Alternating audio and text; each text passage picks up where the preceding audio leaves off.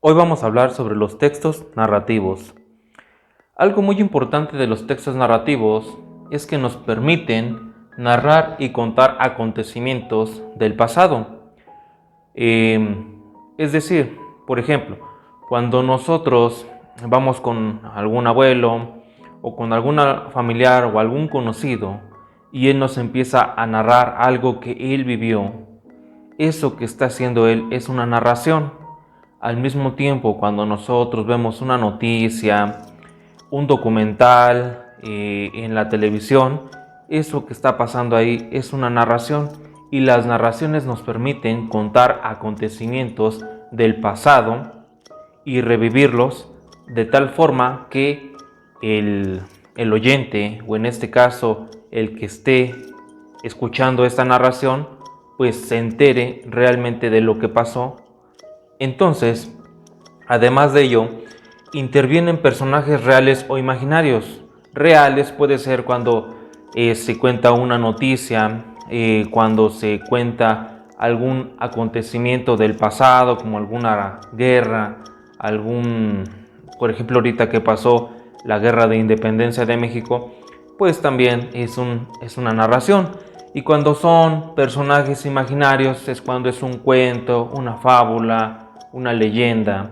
Esos son personajes imaginarios, pero también pueden estar dentro de una narración.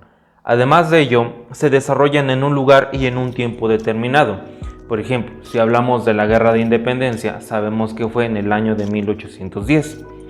Y fue en ese año y en esa época en la que sucedieron las cosas. Entonces la narración tiene que estar hecha de tal forma que nosotros comprendamos que fue en ese tiempo determinado, y el lugar pues siempre va a ser pues en todo el país de México.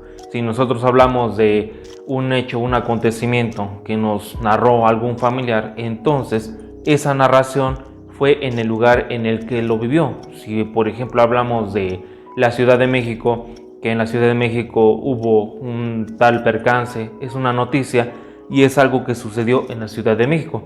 Y así como estos son varios ejemplos de narraciones. Y ejemplos de narraciones también pueden ser las biografías, los cuentos, las noticias, las fábulas, las leyendas.